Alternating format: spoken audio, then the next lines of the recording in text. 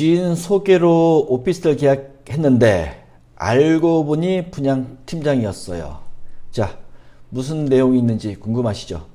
자, 소개 한번 해드릴게요. 유튜브를 보고 투자의 신 분솔에 접수한 내용을 한번 들려드리겠습니다. 복층 오피스텔을 3억 7천만 원 분양받고 24년 12월에 입주 예정입니다.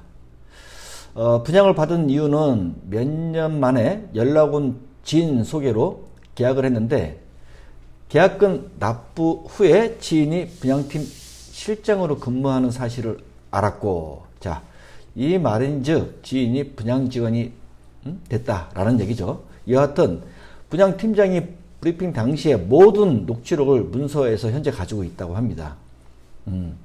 DSR 적용이 안 되는 마지막 물건이라고 했고, 잔금시 대출이 80%가 나온다고 호언장담했는데 최근 확인해 볼 결과 60%밖에 안 나오고 그 외 허위 과장 광고가 거의 대부분이었어요. 마피 마이너스 5천만원 6천만원씩 던져도 주변 시세에 비해 너무 비싸. 가망이 없네요. 당장 5월 15일 10% 잔압을 해야 되는데 연체 시 연체 이자가 붙는지 궁금하고, 방문 판매법 적용 청약 철회나 계약금 포기 조건 해지가 가능할까요? 그래서 이분은 또 내용 증명도 보내고 국토부 등 꾸준히 민원도 넣어볼 생각입니다. 생각만 해도 막막한데 피해를 최소화할 수 있는 방안을 찾고 싶은데 도와주세요 라는 사연입니다. 자, 이제 설명 좀 해드릴게요.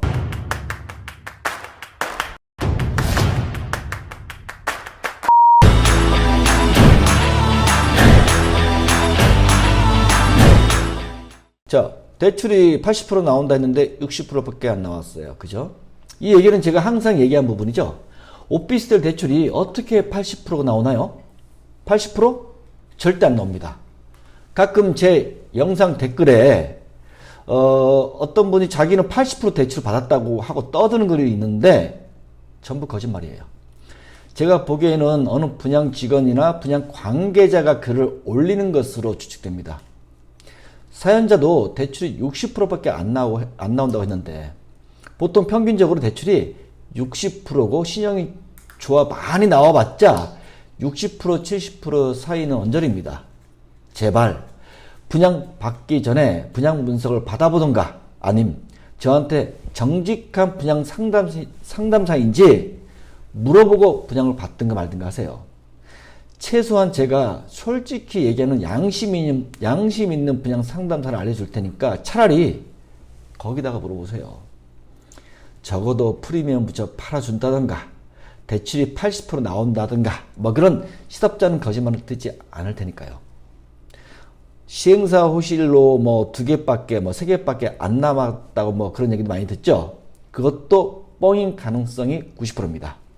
물론 저한테 물어보시면 제가 뻥인지 아닌지 확인시켜 드릴게요. 또한 제가 더 많은 호실을 알고 있으니까 무턱대고 계약금부터 입금해서 후회하는 어리석은 판단은 하지 마시고요. 마피겠죠? 5천 6천만 원씩 던져도 주변 시세보다 비싸다는 얘기, 그죠? 사연자가 말한 것처럼 마피 5천 6천만 원이 아니라 1억 원 싸게 던져도 아마 쉽게 거래되지 않을 겁니다. 사연자가 직접 인근 부동산을 싹 다 알아보고 나서 가망이 없다고 하면 분양받은 부동산이 얼마나 되도 않는 부동산인지 짐작이 갈 겁니다. 그러나 분양할 때, 분양받을 때 대부분의 사람들은 알지 못합니다. 왜냐고요? 그땐 건물이 눈에 보이지 않으니까 모르는 거죠. 공인중개사분들도 분양은 굉장히 어려워하는 분야입니다. 공인중개사분들이 하는 중개는 눈에 보이는 부동산으로 보증금 얼마, 월세 얼마 딱 보면 알 수 있습니다. 그러나 아직 공사 중인 부동산은 완공이 되기 전이라 눈에 보이지 않을 뿐더러 시세도 없어요. 분양이라는 부동산 상품은 상상으로 물건을 파는 상품이라 보시면 되는데 일반 사람들은 좋은 부동산인지 나쁜 부동산인지 절대로 알 수 없을 정도로 쉽지 않는 종목입니다. 그게 어려우니까 저희 회사에서 돈 받고 분석하면서 밥 먹고 사는 거죠. 나중에 사고 치고 나면 그때 좀 더 알아보고 그냥 분양받을 걸 하고, 이렇게 사고 친 사람들은 똑같이 얘기를 합니다. 자, 이분은 당장 10%를 잔압해야 되는데 연체시 연체이자 붙나요? 뭐 이런 사연 비슷한 사람 되게 많을 겁니다. 굉장히 많을 겁니다. 예. 당연히 연체시 연체는 붙습니다. 또한 연체가 길어지면 다른 부동산이나 통장 압류도 할 것이고, 채권팀에서 채권 추심으로 전화가 계속 옵니다. 스트레스 받죠? 한결같이 정신적인 스트레스 장난 아닙니다. 심지어 어떤 경우에는 채권팀에서 집까지 찾아오는 경우도 있어요. 제가 그걸 어떻게 하냐고요? 분솔하면서 경험으로 맨날 부딪히니까 저절로 아는 거죠. 돈 없는 사람이 정말 뭣도 모르고 분양받았다간 엄청난 정신적인 고통을 받는데, 이는 제가 맨날 보지만 피해자들 패턴 모두 한결같이 다 똑같습니다. 자, 방문 판매법 적용 철회나 계약금 포기 해지 가능한가? 이건 변호사 관할이지만은 제가 조금 말씀드릴게요. 방문 판매법 적용 청약 철회나 해지는 이 사연자한테는 적용이 안 됩니다. 방문 판매법에 적용되려면 증거도 있어야 되고, 또 법 적용이 생각보다 쉽지 않습니다. 까다롭기 때문에 무엇보다 처음부터 안 당하는 게 상책입니다. 많은 사람들이 방문 판매법이라 하면 무조건 2주 안에 해지 신청하면 해지가 되는 걸로 아는 분들이 있는데, 그렇지 않습니다.